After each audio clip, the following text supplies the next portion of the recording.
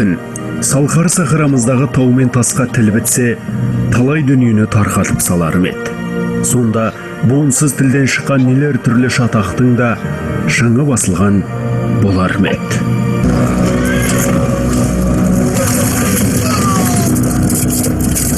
Ана жолдар төңкеріп тұрсыңдар ғой.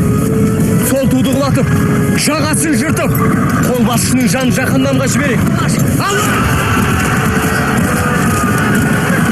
Бөрі басы, ұраным, бөрлі менің байрағым, бөрлі байрақ көтерсе, қозып көтер қайдағым. Осынау жыр жолдарынан ақ, ұлы дала ұландарының мәңгілік мемлекет құру жолындағы талпынысының тереңдігін түйсінуге болар.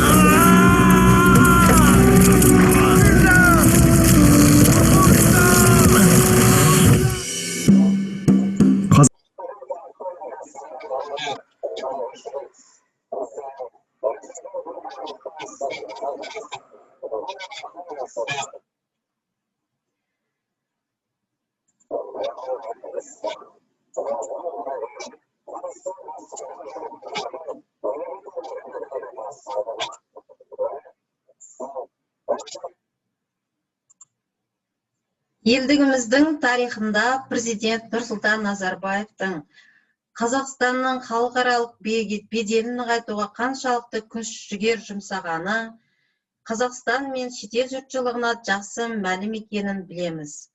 Бүгінгі таңдағы Қазақстанның негізін салушы президент Нұрсұлтан Назарбаев бейнелеп айтқанындай, біз жүріп өткен жол 100 жылдыққа барабар деп айтсақ болады. Жалпы елдіктің белгісі ретінде рухани жаңғырудың жолында Нұрислам Балқыбек, сіз осы бағытта пікіріңізді түйіндесеңіз. Осы еліміздің мемлекеттік хатшысы Қырымбек Көшербаев тарихты жасайтын 3 құдірет бар. Оның біріншісі халық болса, екіншісі халықтың ішінен шыққан тұлға және билік деп айтады. Осы елбасымызбен бірге осы тәуелсіздік алған жылдардан бастап қазірге дейін бірге қызмет атқарып жүрген тұлғалардың сөздерімен басталған екен осы жаңғыру жолында атты тақырып. Біз осы рухани дүниемізді әрқашан брендке айналдырып жүруіміз керек дейді. Осы 20-шы жылдардан бастап, басынан бастап осы жалпы еліміздегі халықтың ішіндегі адамдардың ішіндегі жағдайлары бары оқып, жаңағыдай ішерге су, жерге нан таппай жүрген халықтар атылып, және де осы еліміздің тәуелсіздік алу жолында жүрген азаматтарды осы кеңес үкіметі өздерінің саясатымен, идеологиясымен көздерін құртып, осы шетінен осы еліміздің білімді азаматтарын осы өздерінің маңынан алыстата бастады. Жалпы осы кеңес үкіметінің ең алғашқы 1895 жылғы 5 маусымда жүргізілген ең алғашқы санақ жүйесіне қарайтын болсақ, осы еліміздегі жалпы қазақтардың саны 3.400.000-ға жеткен екен. Бұл сол жылдардағы осы қазақ жеріндегі мекен еткен жалпы басқа ұлттардың барлығын қосқан кездегі халықтың 81%-ын құраған екен. Арада уақыт өтіп 1917 жылғы жүргізілген санақта осы 3.600.000-ды жалпы қазақтар құраған екен. Бұл сол кездегі жалпы халықтың 58%-ын құраған.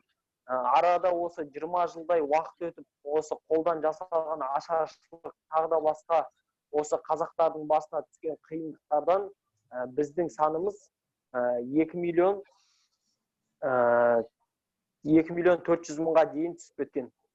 Жалпы осы қазір кездегі өзінің ойымен, өзінің санасымен осы бас көтеріп жүрген сарабдал саясаткерлердің бірі Айдос Сарымның айтуы бойынша, бұл осы 50-60 жылдары осы елімізге келген осы ата-анамыздың бізге айтуы бойынша осы көшеде қазақ көрсек қуанатын ек, бұл сол кездегі бұнымен айтпағы осы қазақтарды жалпы түбімен осы өздерінің жерінде осы түп тамырымен құртып жібермекші болған осы кеңес үкіметінің саясатын айтып жатыр. Осы жалпы Хрущев кеткеннен кейін осы қазақтар өздері көшеге шығып жалпы осы ауылға кіруге сол кезде кім айтқанда былай паспорт берілген болатын дейді.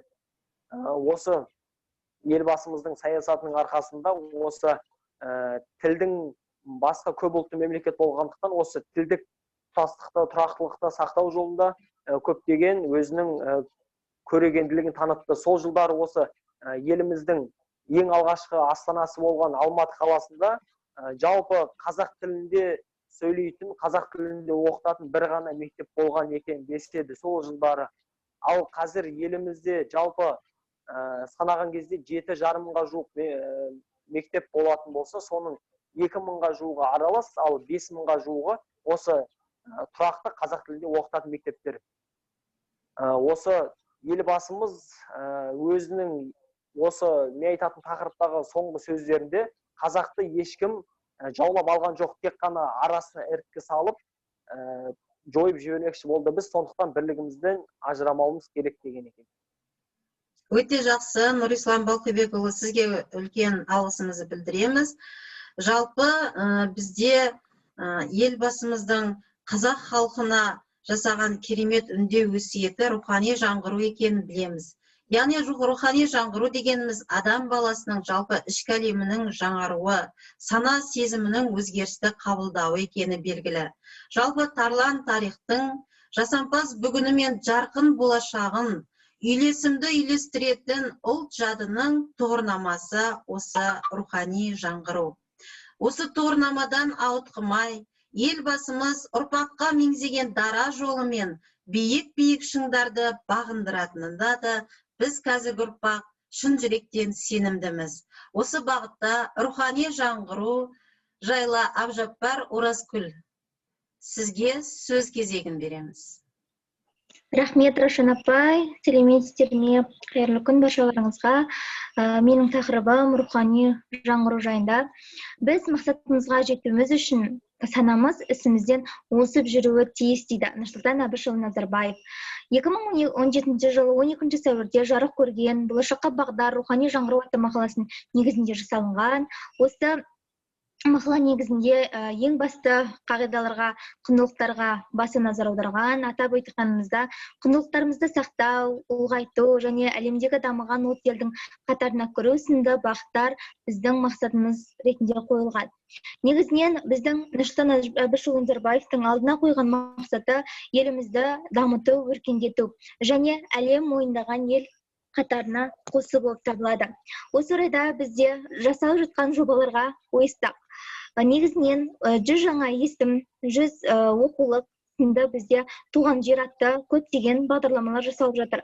100 жаңа оқулық негізінен еліміздің болашағы жастардың білімін көтеруіміз керек. Барлық негізгі даму ол ой санамызда. Яғни біз санамызды дамыту арқылы рухани жаңғырамыз. Барлық нәрсе санада, мида деп айтады. Сондықтан да білімді жетілдіру барысында қаншама қаржы қаражаттар бөлініп жатыр. 100 жаңа оқулық ол философия, психология, әлеуметтану, саясаттану, мәдениеттану сынды мықты ғылым салаларындағы жазылған ең әлем мойындаған кітаптарды қазақ тіліне аудару ісі болып табылады. Ол 100 оқулықтың бізге берер пайдасы мол, әрбір студент оны оқуға тиіс, және де ол әлемдік деңгейдегі кітап болғандықтан да оның берер пайдасы мол. Және де осы 100 жаңа есімге келетін болсақ, ол еліміздегі ең мықты өз ісінің майталманы, мықты адамдардың топтастырылған еңбектерімен жинастырылған есім болып табылады. Ол есімге кіру барысында өзінің критериялары бар. Және де кәсіби маман бізге ауадай қажет. Және де біз тіл саласын айтатын болсақ, 2025 жылдан бастап латын тіліне толықтай көшу көзделіп отыр. Және де газет, журналдар, бұқаралық ақпарат құралдарының барлығы осы латын тілінде шығарылмақ. бізге берер пайдасы мол, өйткені ғылым мен білімнің 70% осы латын тілінде, яғни кириллицадан латынға ауыссақ, біз ұтарымыз көп болады. Және де осы біздегі қазіргі 2000 жылдан бері қарай ұрпақ, ол санасы бөлек ұрпақ, бұрынғыға ұқсамайды, ол ой санасы жан-жақтан дамыған, өзгеріске бейім, көп тілді білуге икемді және мүмкіншілігі шексіз, жаратылысы бөлек, өте ерекше ұрпақ болып табылады. Сондықтан да бізге осы ғылым тілі мен латын тіліне ауысу берері мол болады. Және бізге керегі аса білімді адам ғана жақсы өмір сүре алады. Сол үшін білім сапасын нығайтуымыз керек. Және спорт саласына да көптеген елбасымыз нені бөлді. Қаражатта және де осы рухани жаңғыру барысында біздің ұлттық салт дәстүрлерімізді, ұлттық жаңағы құндылықтарымызды байытуға да назар аударды. Өйткені біз тарихымызды ескеріп, ұлттық санамызды, ұлттық тарихымызды ақтарып, бүгінгі күнімізді жасамасақ, онда біз өркениетті елдердің қатарына кіре алмаймыз. Сондықтан да бізге керегі патриотты ел ұрпақты тәрбиелеу болып табылады. Ал енді осы орайда әрбір азамат өз ісінің маманы болуы тиіс. Ал енді біз не істейміз? Жас мамандар, жас филологтар, біз болашақ ұрпақтың тәрбиелеушіміз. Сондықтан да әрбір алдыңызға келген студентті, оқушыны жақсы мықты етіп, сіз білім берсеңіз, сапасын арттырсаңыз, тәрбиесін берсеңіз, сіздің елге қосқан, қоғамға қосқан мол пайдаңыз болады. Сондықтан баршаларыңызға сәттілік тілеймін. Менің осымен баяндамам тәмам. Рахмет, Оразгүл. Жақсы, жалпы біздің елдігіміздің тарихында президентіміздің өзіне тән салиқалылықпен, көптің көңілінен шыққан парасатты шешім қабылдағанын да біз білеміз. Келесі сөзді Асанхан Айгерім парасатты шешім жайлы өз пікіріңізді білдіре кетсеңіз. Рахмет. Елбасының парасатты шешімі ретінде біз оның Семей ядролық сынақ алаңын жабуын атай аламыз. Яғни оның бізге ол сынақ алаңының өзі 18.000 шаршы километр жерді алып жатты. Яғни Павлодар, Қарағанды және де Шығыс Қазақстан облысының тұрғындары ядролық сынақ алаңының құрбаны болды. Жарылыстар жердің астында да, жердің үстінде де болып отырды. Оның зардаптары адам айтқысыз еді. 1989 жылы ақпан айында мыңдаған адам Олжас Сүлейменовтің Семей ядролық сынақ алаңы жабылсын деген үндеуін тыңдауға жиналған болатын. Әрине, одан соң сол үндеуге қол қойғандардың саны 2 миллионнан асып жығылды. Бұл сынақ алаңының барлығы адамдарға тигізетін зардаптары өте көп болды. Соның ішінде біз бұл нәубетті жылдардан да асып өттік. Елбасымыз Нұрсұлтан Назарбаев дер кезінде қабылдаған шешімінің арқасында қазірде қазақ жұрты бейбіт тыныш өмір сүруде. Елбасымыз өз сөзінде әлем бізді қарусыздандыру үлгісін көрсеткен мемлекет ретінде таниды. Қарудың ары қарай тарауын болдырмау біздің басты мақсатымыз болған дейді. Яғни елбасы бүкіл адамзаттың тағдыры үшін ең жауапты шешімді шығарды. Олай дейтін себебіміз ядролық қарудың, жарылғыштардың адамға келтірердің зияны көп болатын. Енді 1991 жылы 29 тамызда қабылдаған елбасының осы жарлығы халыққа үлкен пайда алып келді. Негізінен біздің Қазақстан жерінде СССР-ден қалған 1200-ден астам қырып жоятын қарулар бар тұғын. Бұл дегеніміз әлемде Қазақстанның 4-ші ең қуатты арсенал екендігін дәлелдейтін. Жойқын қаруды қалдыру бұл адамзат үшін өте қауіпті болатын. Және де елбасының дәл осы кезде шығарған шешімінің арқасында біз қаруды Қазақстаннан басқа мемлекеттер оның қару бар екеннен қорықпау керек, құрметтегеннен сыйлау керек деген шешім шығарып, біздің қаруларды қарусыздандыру мемлекет саясатын жүргізді. Және де 1994 жылы білдей бір 5 мемлекетпен, соның ішінде ақш, Қытай, Франция сынды мемлекеттермен осы қарусыздандыру саясатына байланысты кепілдік орнатты.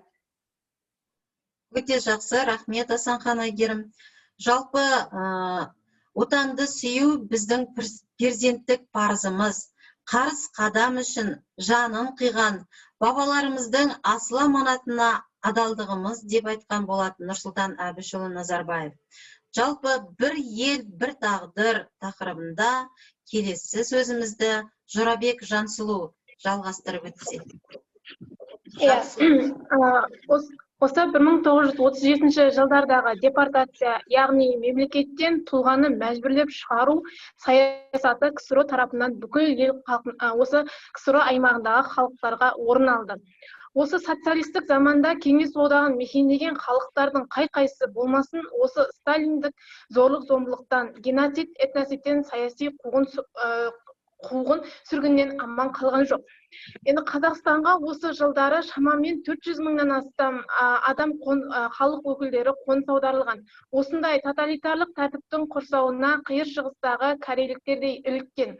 Оларды осы Қазақстанға жапон шпионы деген жалған айыппен осы елге әкеліп тасталған. Осы қиын-қыстау кезеңде қазақ халқы оларға қол ұшын беруден тайынған жоқ. Президентіміз ел билігін қолына алғаннан кейін осы көптеген игі істер жасады.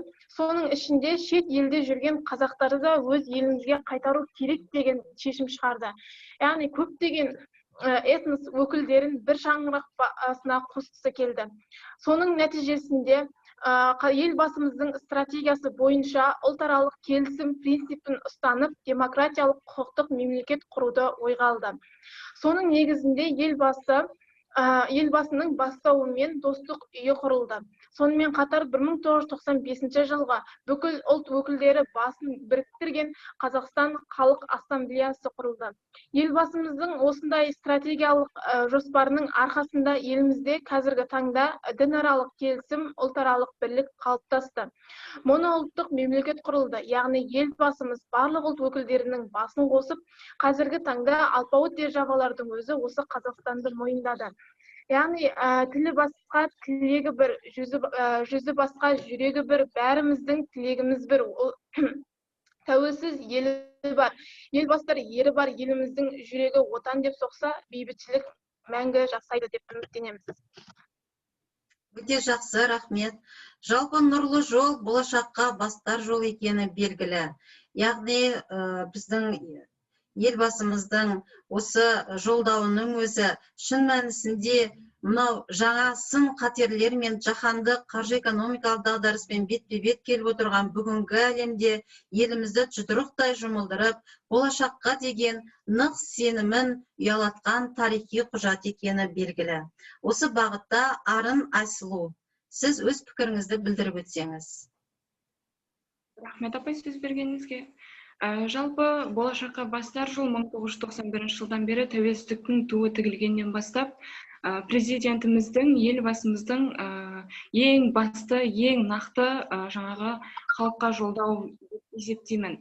Жалпы Нұрсұлтан Әбішұлы Назарбаев интеграциялық мәселелерді қозғады. Соның бірі бұл Еуразия құрлығындағы қауіпсіздік, Шанхай ынтымақтастық ұйымы және Азиядағы өзара ықпалдастық және сенім шаралары жөніндегі кеңес, ТМД елдері және Еуразия экономикасындағы бұл ұйымдардың барлығы елбасының, яғни біздің тұңғыш президентіміздің дипломатиялық шеберлігінің көрінісі ретінде қолтаңбасы бар. Жалпы әр елдің осы тұста әр елден келген делегация кезінде картадан қай елдің қай жолдан қалай өтетін, күре жолдар болсын, мұнай құбырлары болсын, жаңа Қазақстандағы геосаяси әлеуметтік атқаратын рөлді түсіндіріп, инвесторларды қалай тарту керектігі жөнінде ең үлкен жаңағы үздік жоспарды құрып, көптеген қаржы жаңа бөлді. Жалпы осы тұста оның жаңағы елбасымыздың ең бірінші мақсаты бұл Қазақстанда Азия мен Еуразияның кіндігіне айналдыру болды. Яғни Еуразия мен жаңағы Азияның арасындағы бір алтын көпір алтын көпір жасады және елбасымыз айтқанын орындады. Осы тұста 2014 жылы Нұрлы жол бағдарламасы ұсынды, яғни бұл дағдарысқа қарсы 2014 жылғы әлемдік дағдарысқа қарсы айтылған жаңа жоба болды. Бұл тұста елбасы үлкен дағдарысқа үлкен құрылыспен төтеп беруді жаңағы ұсынды, халқына ұсынды. Осы тұста Қазақстан Республикасында 200 мыңға жуық көптеген жұмыс орындары ашылып, қазақ халқын көптеген жұмыс орындарымен, жұмысымен қамтамасыз ету арқылы дағдарыстан шығуды ұсынды. Жалпы ұлт көшбасшысы Астананы жаңа аймақтармен байланыстыру үшін жаңа инфрақұрылым қалыптастыруды ұсынды. Ол Батыс Қытай, Батыс Еуропа және Ақмола, Астана, Нұрсұлтан, Өскемен, Алматы, Өскемен, Атырау, Астрахан, Қарағанды, Жезқазған және Қызылорда тағы басқа жолдарды осы тұста жасады.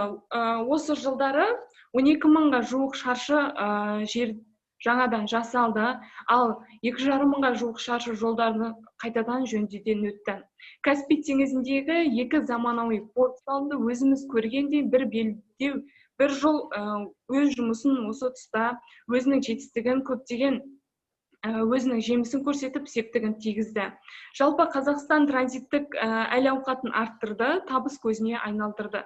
Елдің транзиттік әл-ахуалын жаңа оңалтуда оң әсерін тигізді. Бұның барлығы біздің әрине тығырықтан алып тәуелсіздіктің туын тік көтерген біздің елбасымыздың сындарлы саясатының үлкен бір қолдауының, үлкен бір жетістігінің бір дәлелі ретінде айтсақ болады. Бұл тың жобалар елбасының бастамасымен құрылып, өз өміршеңдігін көрсетті және де көрсетіп келе жатыр. Біз бұны нық сеніммен үлкен жаңағы мақтан ретінде біз айта аламыз. Өте жақсы, рахмет. Бүгінгі сөзімізді келесі Камила Бұғыбаеваға берсек, жалпы тәуелсіздік елдіктің бастау екенін білеміз. Камила, сіз өз пікіріңізді сабақтап өтсеңіз.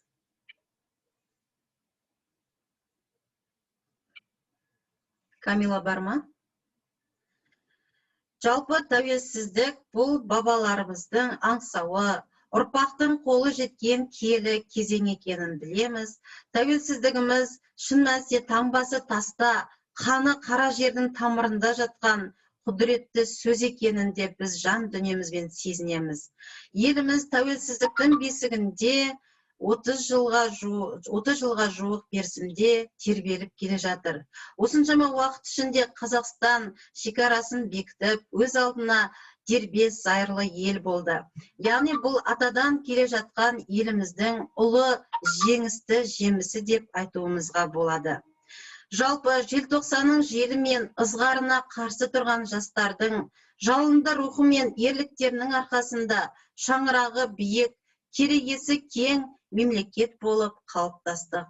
Бүгінгі жастар еліміздің ертеңгі болашағы. Сіздерге де біз болашақта еліміздің тұғырын биіктететін баянды болашақ тілейміз.